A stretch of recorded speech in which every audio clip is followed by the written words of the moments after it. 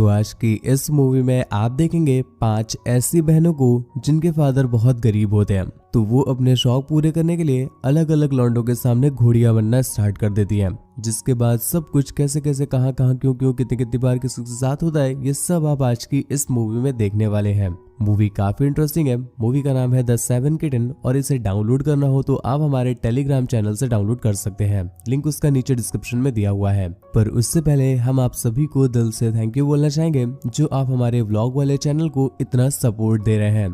तो movie start होती है और हम कार्ला को देख पाते हैं जो अपने रास्ते से कहीं पर जा रही थी कि तभी मॉन्टी नाम का एक बंदा उसका रास्ता रोक लेता है। मॉन्टी उसकी लड़खड़ाती चाल देखकर ही समझ जाता है कि ये 300 वाली है, तो वो उसे पैसों का ऑफर दे करके एक सस्ते ओयो में जाने के लिए बोलता है। हालांकि पहले तो कार्ला इस बात के लिए मना करती है, पर जब उसने देखा कि मॉन्टी के कपड़े काफी लग्जरी है तो वो उसे 300 क्या 6000 भी दे सकता है, इसलिए वो अपनी डिमांड बढ़ा करके उसके साथ सस्ते ओयो में चल देती है, जहाँ ले जाकर मॉन्टी उसको पूरी रात रगड़ता है। खैर इनकी ठुकाई के साथ ये सीन यहीं पर कट हो जाता है और दूसरी तरफ हम सोफिया को देख पाते हैं जो अपने पड़ोस की ही एक शॉप में आई है क्योंकि उसे किसी को कॉल करना है। ये शॉप फिजी नाम के एक बुढ़ऊ की है, पर आप फिजी को देखो, इस उम्र में लोगों की दोनों टांगे जवाब दे देती है, पर फिजी चाचा की तो इस उम्र में भी तीसरी टांग काम कर रही है और अपनी इसी तीसरी टांग के जुगाड़ में वो उसके पास आकर के उसके साथ लबर लबर करने लगते हैं। इस बीच वो उसके संतरे भी निचोड़ देते हैं और उसकी गहरी गुफा में हल्की फुल्की एंट्री भी ले लेते हैं।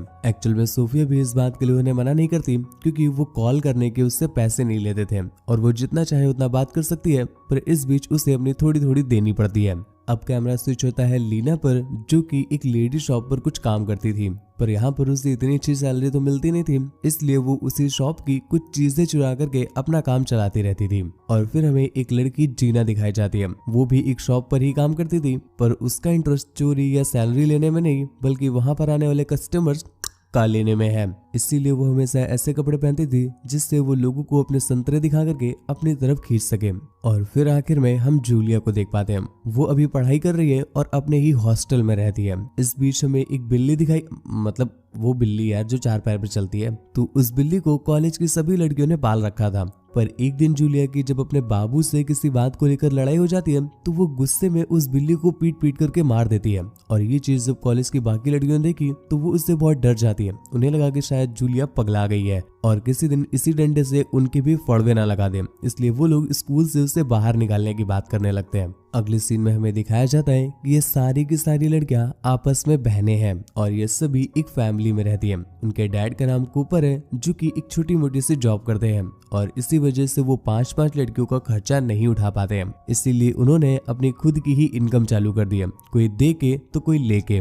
बाकी 4 बेटियों की लंगड़ाती चालों को देख करके कूपर ये तो समझ गया था कि ये किसी तरह से ठुकाई पिलाई करके अपना काम तो चला लेंगी, पर उसे जूलिया की फिक्र थी क्योंकि वो पढ़ने में बहुत होशियार थी और कूपर चाहता है कि वो कुछ बन जाए, इसीलिए वो जूलिया को हमेशा सपोर्ट करता है। खैर यहीं पर हम फिजी को देख पाते हैं जो उनके घर के पास की ही एक शॉप का ओनर था। वो अक्सर उनके घर पर लबर लबर करने आया करता था क्योंकि बुढ़ऊ तो हर समय छेद के ही नशे में रहते थे और ऐसे में बस कभी भी उन्हें एक बार मिल जाए तो वो तो फुदक के ले लेंगे, इसीलिए वो हमेशा उनके घर में छेद के जुगाड़ में आते रहते हैं। एक दिन फिजी आकर के उन्हें बताता है कि जूलिया के कॉलेज से उसके पास फोन आया था। उन्होंने बताया है कि वो लोग जूलिया को घर पर वापस भेजा है क्योंकि जूलिया की तबीयत कुछ ठीक नहीं है। अगले दिन जूलिया भी घर पर आ जाती है और जब उसकी बहनें उसको इतने दिनों के बाद घर पर देखती है तो वो भी संतरे उछाल उछाल करके एंजॉय करने लगती है। कॉलेज में बताया गया था कि जूलिया बीमार है, तो अगले दिन एक डॉक्टर को उसके चेकअप के लिए बुलाया गया, पर डॉक्टर जब उसका चेकअप करता है तो उसकी फटके 444 हो जाती है। वो सभी लोगों को बाहर करके सिर्फ कूपर को अंदर बुलाता है। उसने कूपर को बताया कि जूलिया के गुथे हुए आटे जैसे पेट में किसी का दही गिरा हुआ है और कुछ ही समय में वो दही भटूरा बनने वाला है। उसको 3 महीने पूरे हो गए हैं और ऐसे में आप फटे हुए भटूरे को संभालने वाला कोई ढूंढिए। कूपर को ये सुनकर बहुत ज्यादा गुस्सा आया और वो अपनी पूरी फैमिली को जाकर के ये बात बता देता है। और जब उन लोगों को पता चला कि जूलिया ने ठुकाई करवा ली है तो वो उससे पूछने लगते हैं कि कौन है जिसने उसकी बजाई है। जूलिया इतनी डर गई थी कि वो कुछ भी नहीं बताती, पर जब कूपर उसे लतियाने की धमकी देता है तो वो बेचारी डर करके बता देती है कि उसका एक बाबू था जिसने अपनी बांसुरी से उसके तबले बजा दिए। पर घबराने वाली कोई बात नहीं है, मेरा बाबू बहुत अच्छा है इसलिए वो मुझसे तादी भी तल लेगा। अब ये बात तो उन सभी को पता था कि इस निब्बी को कौन समझाए कि इसका जो निब्बा बाबू है वो घंटा इससे शादी नहीं करेगा। तो वो लोग उससे कुछ कहते तो नहीं है, बस उसे उसके रूम में जाने बोल देते हैं। उसके जाने के बाद कूपर ने डॉक्टर को सब सच बताया। वो बताता है कि मैं एक बहुत ज्यादा लुल्ल कंपनी में काम करता हूँ जो सैलरी के नाम पर बस चिल्लर देते हैं, पर एक तरफ मेरी कमाई नींबू जैसी थी, मतलब जूलिया जैसी थी, पर दूसरी तरफ मेरे जो खर्चे थे वो जेना के जैसे थे, मतलब संतरे के जैसे थे। तो ऐसे में घर का खर्च चला पाना बहुत ज्यादा मुश्किल हो गया था। तो मेरी बेटियों ने पेलम ठुकाई के लिए एक पेलम केंद्र खोल लिया जिससे वो पैसे कमाती थी, और मुझे भी ये बात पता थी, तो मैंने इस बात के लिए उन्हें कभी मना नहीं किया, बल्कि मैं तो खुद उन्हें मोटिवेशनल स्पीकर्स की मोटिवेशन देता था कि वो इस काम में और भी ज्यादा आगे बढ़े और एक दिन में 4-4, 5-5 मैच खेलें, जिससे कि और भी ज्यादा पैसे आएंगे और जूलिया की पढ़ाई और घर का खर्च भी होता रहेगा। इसीलिए आज जो जीना, लीना और जितने भी आप मेरी बेटियां देख रहे हैं, इनके संतरों की मेहनत हमारी या इनकी नहीं है, बल्कि पूरे शहर का योगदान है इसमें। पर मैंने सोच कर रखा था कि जूलिया को कभी भी इस काम में नहीं लाऊंगा। वो पढ़ने में बहुत अच्छी थी, तो ऐसे में उसको पढ़ाई ही कंटिन्यू करानी थी। लेकिन अब जब वो खुद ही पेलम पिलाई करवा रही है, तो क्यों ना उसके इस पैशन को उसके रोजगार का साधन बना दिया जाए। मतलब हाँ, अब से वो भी इनकी तरह ही बिजनेस में उतर आएगी और ठोकम पिलाई करवाएगी। और अगर सच कहूँ तो मेरे पास आपकी फीस देने के भी पैसे नहीं है। आप चाहो तो जूलिया के साथ एक मैच खेल सकते हो। ये सुनकर उस डॉक्टर की फट जाती है और वो सोचने लगता है ये कैसा मानुस है।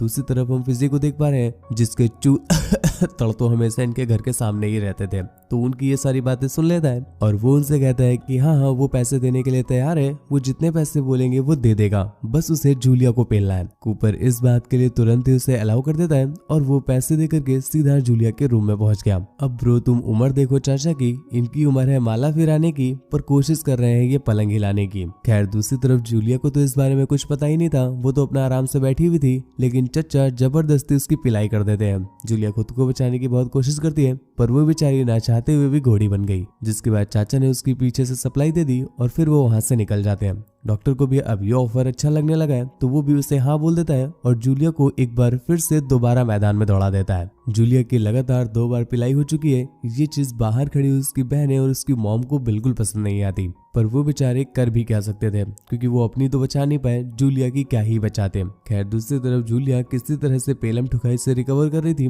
और उसी रात उसकी बहन कार्ला उससे मिलने के लिए आती है। वो उससे पूछती है कि तुम मुझे अपने बाबू का नाम बताओ, किसने तुम्हारी खेनी चेनी बनाई है, इस बारे में मुझे बताओ तो, ताकि मैं उसके पास जाकर के तुम्हारी कंडीशन के बारे में बता सकूं और वो तुम्हारी हेल्प करने के लिए यहाँ पर आए। पहले तो जूलिया उस पर बिलीव नहीं करती है, पर जब वो बार बार उसे इंसिस्ट करती है तो उसने बता दिया कि उसके बाबू का नाम मॉन्टी है। दोस्तों मॉन्टी आपको याद होगा जिसे आपने मूवी की स्टार्टिंग में देखा था, जो कार्ला की पेलम ठुकाई करने के लिए उसे एक सस्ते ओयो में ले गया था। जूलिया उससे बताती है कि मेरा बाबू बहुत लॉयल है, जैसे कोई कुत्ता हो, पर उसे क्या पता था कि उसने उसके साथ साथ उसकी बहन कार्ला की भी ले रखी है। कार्ला उसे समझाते हुए कहती है कि तुम्हारा बाबू सिर्फ तुम्हारा ही बाबू नहीं है, वो मेरा भी बाबू रह चुका है। उसने जूलिया से पूछा कि आखिरकार मॉन्टी उसे कैसे मिला था, तो जूलिया उसे बताती है कि वो अक्सर उसके कॉलेज के पास आया करता था। एक दिन उनकी होती है आंखें चार और फिर करते हैं ये लोग पेलम पिलाई धुआंधार। इसी बीच कार्ला ने किया अपने प्यार का उससे इजहार, जिससे मॉन्टी भी हो जाता है बेकरार। हाँ बोलकर वो हो गया एक बार फिर से उस पर सवार, इतना पेला कि कर दिया फाड़ कर चार। उसने कहा वो करेगा हर रोज मेरी गुफा का दीदार, पर छोटी सी एक प्रॉब्लम है यार, मेरी पत्नी जो है वो रहती बहुत बीमार, एक बार जो आ जाए उसे यमराज की पुकार, फिर करूंगा शादी और दिलाऊंगा तुम्हें हीरो का हार, पर तब तक तुम मुझे देती रहो, कभी होटल कभी झाड़ी कभी इन माई कार, क्योंकि मेरे मुन्नू से नहीं होता है इतना इंतजार, चलो पलटो और करने दो फिर से आर पार। तो इस बात की गोली दे करके उसने मेरी दिन रात पलटा करके मारी है। कार्ला उसे हौसला देती है, उसे संभालती है और उससे कहती है कि वो लोग इस बात का बदला जरूर लेंगे। कार्ला इस बात को जाकर अपनी मॉम के साथ साथ अपनी सारी बहनों को भी बता देती है और वो डिसाइड करते हैं कि अब वो मॉन्टी की फाड़ के फ्लावर करेंगे। इसीलिए कार्ला एक दिन मॉन्टी को बहला फुसला करके उसे अपने घर पर बुलाती है, ताकि वो उसके मॉम के साथ अपनी बात को आगे बढ़ा सके। मॉन्टी भी उसकी बातों में आ गया और वो उसके घर पर चला आता है। हालांकि मॉन्टी को अभी भी नहीं पता है कि जूलिया और कार्ला बहनें हैं और वो उसकी लेने वाली है। खैर घर पर आने के बाद कार्ला उससे बोलती है कि वो जाकर के अपने रूम में थोड़ा आराम कर ले, क्योंकि वो जो गोली खा करके आया है उसको भी असर करने में थोड़ा तो टाइम लगेगा ही। इसलिए मोंटी भी उसकी बात मान करके उसके रूम में जाकर आराम करने लगता है। जैसे ही मोंटी की आंख लगी, कार्ला बाहर जाकर के सबको बता देती है कि मोंटी हथियार निकाल लेते हैं ताकि वो मोंटी से बदला ले सके। मोंटी की अच्छे से लेने के बाद अब वो सारी बहनें डिसाइड करती हैं कि अब कूपर की मारी जाएगी। इसके लिए वो उसके पीछे पड़ जाती है, पर कूपर उन्हें समझाता है कि वो उनका डैड है। पर उन्हें इस बात से घंटा फर्क नहीं पड़ता, क्योंकि कूपर ने कौन सी उनकी परवाह की थी। वो तो उनको पेलम ठुकाई के बिजनेस में उतार लाया था और दिन रात उनकी बजवाया करता था। इसलिए आज वो उसे मार करके अपना बदला लेना चाहती है। वो लोग उसे एक टेबल पर लेटा करके चाकू की हेल्प से उसके फड़वे लगा देती है। और मूवी के एंडिंग में हम जूलिया को देख पाते हैं, वो भी अब अपनी सभी बहनों के साथ पेलम ठुकाई के बिजनेस में उतर आई है। वो अब किसी को भी एक रात से ज्यादा अपना बाबू नहीं बनाना चाहती, बस ठोको पेलो चाटो पूछो और चलते बनो। खैर इसके साथ ही ये मूवी यहीं पर एंड हो जाती है। गुरु तुम्हें मूवी कैसी लगी नीचे कमेंट करके जरूर बताना। ऐसी ही और भी ज्यादा इंटरेस्टिंग मूवीज के लिए चैनल को सब्सक्राइब करना बिल्कुल भी ना भूलें। आप सभी के इतने प्यार और सपोर्ट के लिए हम दिल से सभी को थैंक यू कहते हैं।